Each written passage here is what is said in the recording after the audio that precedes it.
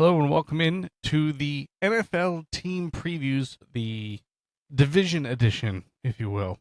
We've obviously done this a few times as a division.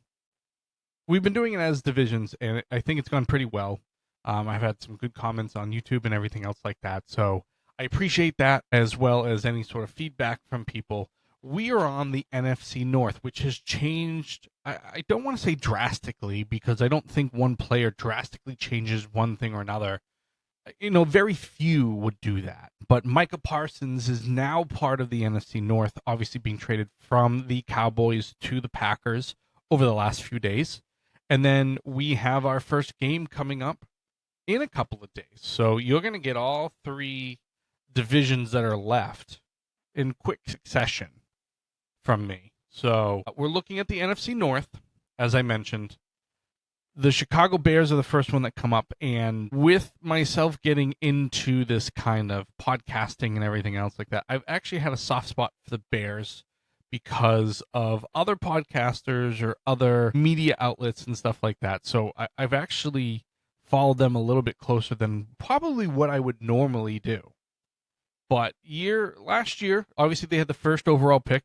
They brought in Caleb Williams out of USC. And he struggled year one. And the coaching and the offensive line and just situational football was very poor out of Chicago last year.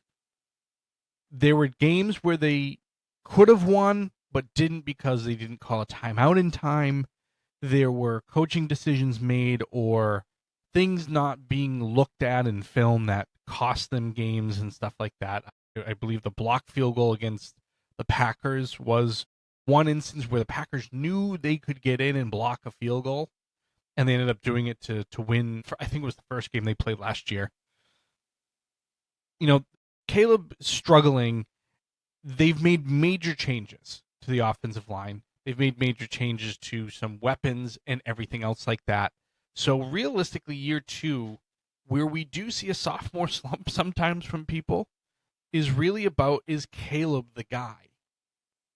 I don't think the offensive line will necessarily, barring injury and everything else like that, I don't think the offensive line is going to be an excuse. They got rid of Matt Eberflus, who just was not a great head coach. It was the first time I believe the Bears had fired a head coach in the middle of the season throughout their entire history. So that's how bad he was.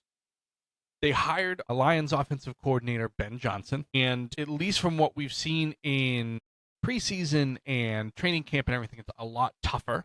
It has a lot more expectation for perfection, especially from Caleb Williams. Offensive line help that came in. Drew Dahlman came in as a free agent from the Falcons. He's their new center, at least starting center. Joe Tooney, former Patriot, was with the Chiefs the last few years, was traded to the Bears. Jonah Jackson from the Ravens was traded over. So 2 new guards and a new center. Tackles is where that there wasn't so much change. They drafted a few. Ozzie Trapilo out of Boston College.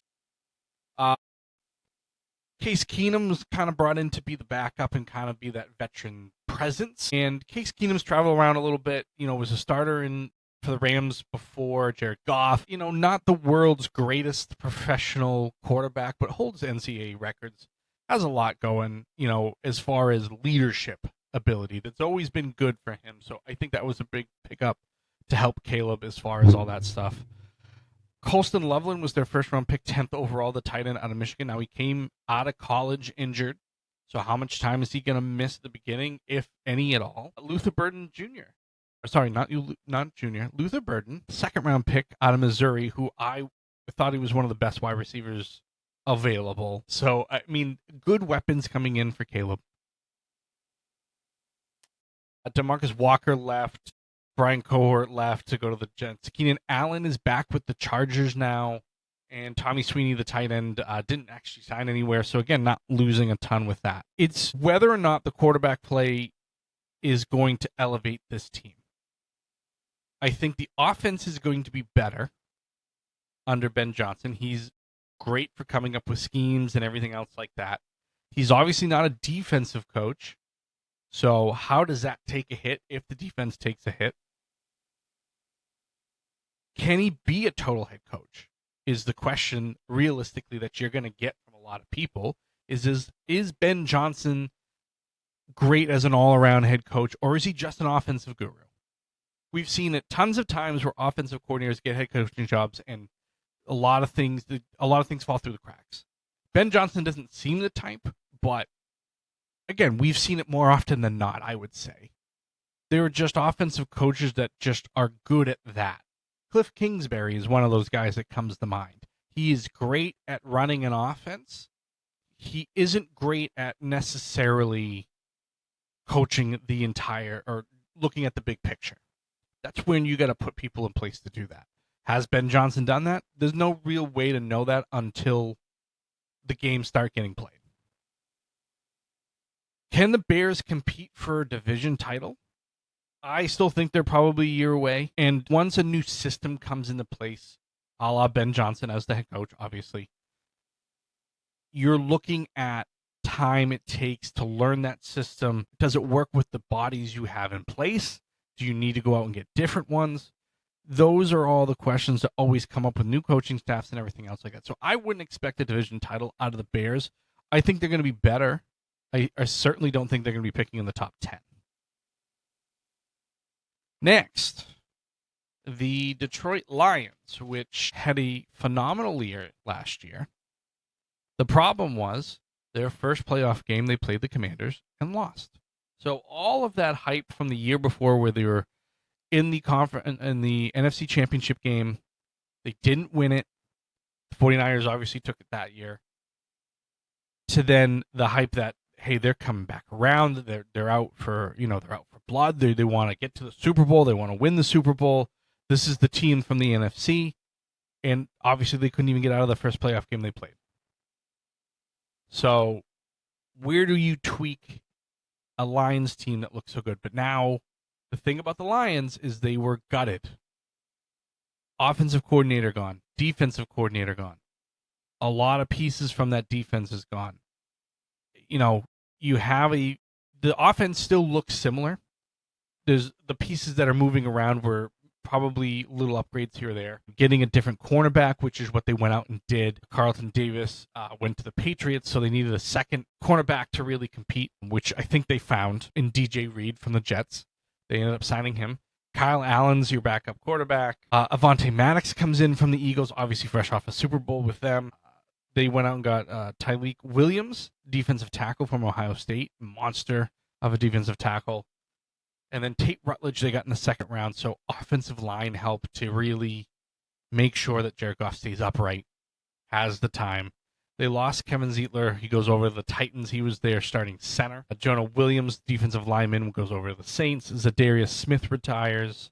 The same thing with Frank Ragnow.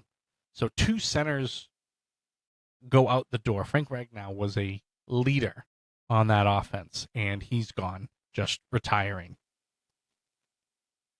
They lost quite a few free agents, like I said, on that defensive side, defensive coordinator. And not only that, but they lost their defensive line coach, who's the defensive coordinator here in New England.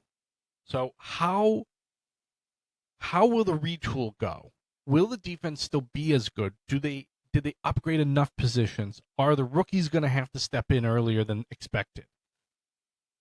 That's the problem with having such a great season, but not winning. Normally when a team wins a Super Bowl, they get gutted because players want to chase money and everything else like that. You have a Super Bowl title. Well, if you're on a team like the Lions that showed promise of being Super Bowl champions, didn't quite get there, and then had a disappointing end to last year, with a step back, players tend to look at that and go, well, maybe my best chance is elsewhere. Or, again, even in this climate with players maybe not valuing a Super Bowl as much. When a contract comes out for you and somebody offers you something, I mean, it is what it is. I mean, if it's above and beyond what you think you're going to get, you take it. I mean, you can criticize somebody all you want, but you're not putting a contract in front of yourself. A team is coming to you. So that's the problem with a good team that's had a couple of good seasons. Sometimes money just comes from other clubs and you're just like, hey, this is it. I got to take the money. So, For some of those guys, I don't think Carlton Davis is coming to the New England Patriots thinking, hey, he's going to win a Super Bowl this year. I think they paid to get a number 2 cornerback. He was one of the better ones on the board at the time. He took the money. They go out and get DJ Reed. DJ Reed is now going from a Jet situation that was not a Super Bowl contender, probably still not, to now you probably have a little bit of a Super Bowl contender. They re-signed a lot of their guys that were in place, which is good. Are they just sticking for what they know? Because obviously that team has gotten them to the cusp of a Super Bowl appearance, but not quite there. So I look at those things and I go, I'm glad that they're paying the guys that they know. I'm glad that they're paying the guys that they believe in and everything else like that. But are they the right guys? Dan Campbell's a very, he seems like a loyal head coach that he wants his players in place and the guys that he gets along with and everything else like that.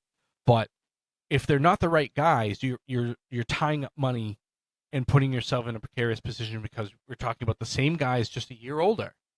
And that doesn't necessarily bode well all the time.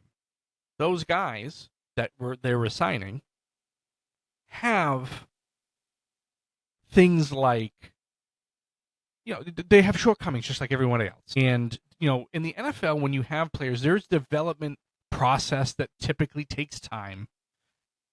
The guys they're re-signing, they've developed to probably who they're going to be. So,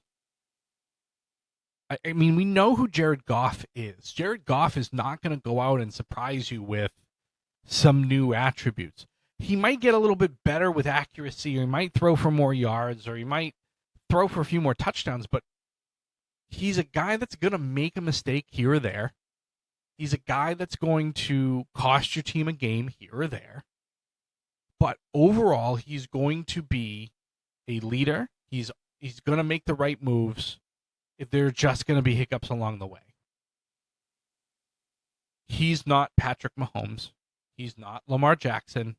He's not any one of those types of players. He's a middle-of-the-road quarterback that on his best day looks great. On his worst day looks, you're looking at a 4-interception day sometimes. I don't know if he's actually thrown one or not. I'd have to take a look, but, he's made errors in his career in big moments. We've seen it. So, the offensive line void, is that this going to be a problem? Tate Rutledge is a great pick in the second round to help alleviate some of those holes that that were created in free agency and retirement and everything else. But it's a question mark. With those question marks, does the offense become more stagnant? They have really good receivers. They have a great 1-2 punch for running backs. And again, you have Jared Goff, a solid quarterback. So, are they going to be in the same position, or have the Packers caught them at this point? Which brings me to the Packers. They went 11-6 last year. They've made the playoffs 5 out of 6 years. They look good to challenge the Lions at this point. I think they're probably playoff bound again. I don't think that's really going out on a limb anywhere.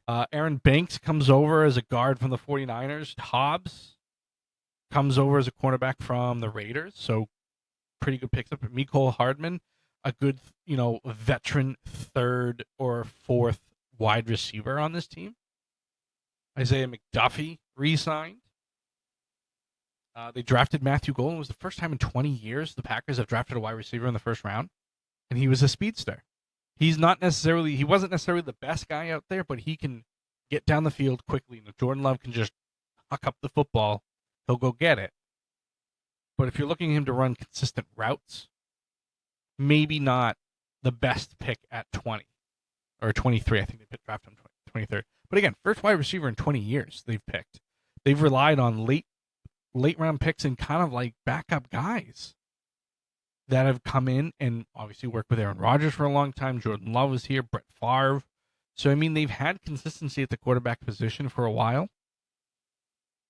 And being able to make players better is what a good football player, a good quarterback will do. TJ Slayton, defensive tackle, went to the Bengals. Again, trying to help that Bengals defense. A.J. Dillon is now an Eagle. Josh Myers is over with the Jets. It was a center for them. And Eric Stokes, their cornerback, actually kind of traded places with Nate Hobbs and goes to the Raiders. The investments in the offensive line and wide receivers for Jordan Love, they've proven again that Jordan Love is the guy for them. And again, they're not necessarily trying to bring in somebody else or anything else like that. He's dealt with some injuries. He dealt with some injuries during the preseason as well. So I believe his thumb. So where are they going to be now that they've made those investments and gone out? They traded Kenny Clark, their defensive tackle, and 2 first-round picks for Micah Parsons, who's probably going to start slow because he had a little bit of a back issue, allegedly in Dallas. Because again, Dallas, the Cowboys are Jerry Jones he likes to just keep talking. And that's all well and good. He is on the right to. He's the owner. He's the general manager. He can do whatever he wants. But I mean, at some point in time, it's got to stop there in Dallas. There's possible holes still at center. Cornerback looks like they've kind of evened itself out, and then kind of that backup running back. If Josh Jacobs goes down, who's your guy? I mean, Marshawn Lloyd. I believe it's Marshawn Lloyd. I mean, he was a rookie last year. But does that still hold? I mean, they had a really good 1-2 punch with Jacobs and Dillon. Obviously, paying what Dillon probably wanted to be, not the featured back was probably not the plan. They probably reinvested somewhere. But I think the Packers have the best shot at making a run at the division title. I mean, it's going to be between the Lions and the Packers to me. Nothing against the Vikings that we have coming up, I should say. But we have a lot of unknown with that. JJ McCarthy was their first round pick. We're talking about the Vikings now, obviously. JJ McCarthy was their draft pick, their future quarterback, and he got injured in the preseason, and they had to go with Sam Darnold. And so Sam Darnold looked really good for 90% of the year. And then the last 2 regular season games and then the playoff game, he looked like Sam Darnold. The Sam Darnold we know. So they move on from Sam Darnold. JJ McCarthy is the guy, and he's still relatively unknown. We've heard great things out of Vikings camp. I expect him to have a big year, but it's unknown. You can't tell me that you're a definitive person on JJ McCarthy. He's had a year to learn the offense from a film perspective, learn the NFL from a film perspective. The speed of the game is different from sitting on the sideline and seeing it to being in it. Everybody has a plan until you get hit in the mouth. That's the saying, right? It's going to be the same thing with JJ McCarthy. He's going to come out and he's going to be, this gunslinger. He's going to be this, that, whatever, until he gets hit. And then we see who he is. So I expect him to have a good year. I still think he's going to be a very good NFL quarterback. But again, those things change fairly quickly in this league. They bring in Jonathan Allen and Javon Hargrave to shore up their defensive tackles. Will Freeze and Ryan Kelly both come over from the Colts to help the offensive line. Jeff Okudah from the Texans to help shore up that passing defense. And then Bubba Bolden, who hasn't been in the NFL since 2022, is a guy that's come in to help the, at least depth in the secondary. Cameron Bynum goes over to the Colts. Sam Darnold, as we mentioned, is a Seahawk now. And Daniel Jones, who they picked up mid-year after the Giants decided to let him go, is now the starter in Indianapolis. We have a complete quarterback room shakeup, really. Where Darnold was your starter, Jones was your backup, and then now all of a sudden you're in with McCarthy. Sam Howell is your backup now. And again, Sam Howell started a lot of games with Washington, but wasn't, it could throw a ton of passing yards, wasn't the best at making decisions, but he's been around. He has the talent to be an NFL quarterback. There are worse options should McCarthy go down, but not one of the top ones. Addison, the wide receiver, his first name is escaping me at the moment.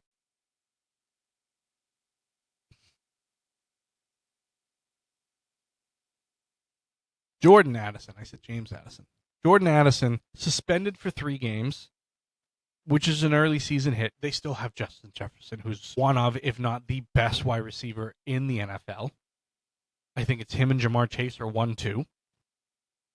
But losing Jordan Addison means that the Minnesota Vikings are going to be thin at that position going into the season. And, you're looking at their depth chart now.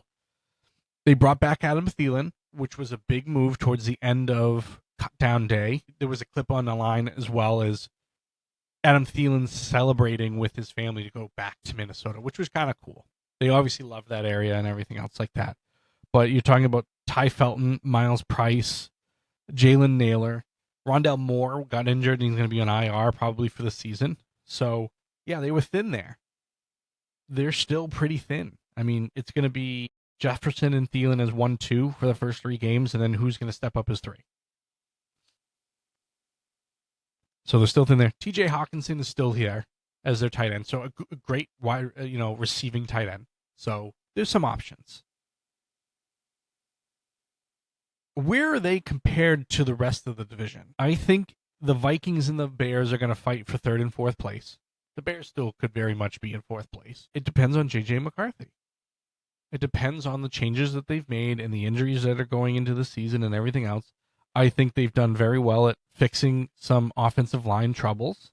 I think they've done pretty well at fixing some defensive line troubles. Now, can the rest of the team fill in around those improvements? Quarterback is obviously a big one, is a very big if. But if I'm sure there'll be growing pains. I'm sure that the first year, if he can stay healthy, JJ McCarthy will go through hiccups. But it's not like he doesn't have players to throw to. It's not like they haven't addressed an offensive line to keep him upright. But I think it's going to probably end up being, I think the Packers are going to win the division.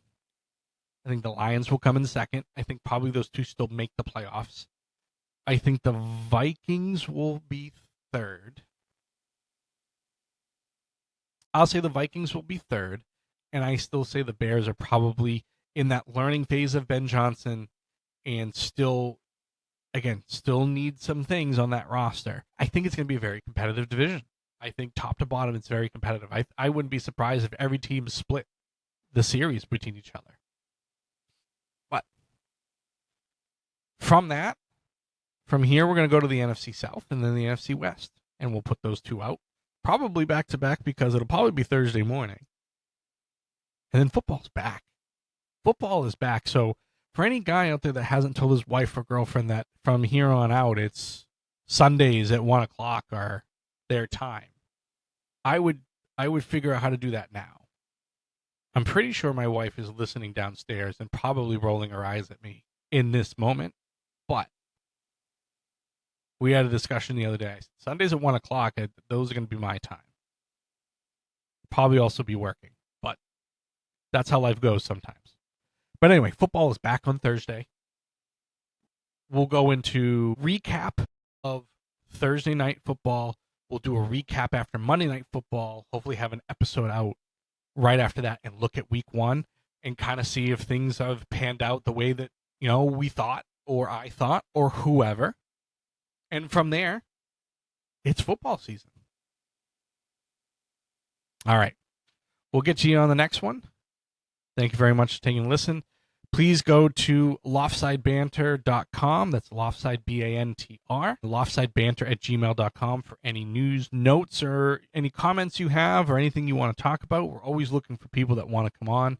We're going to be talking to a lot of fantasy football opponents this year through the Fantasy Turf War and everything else like that. So we'll have some good interviews. We're going to be doing some interviews with card collectors coming up, and it's going to tie into sports, obviously, and everything else like that. But thank you guys for listening, and we'll see you for the next one.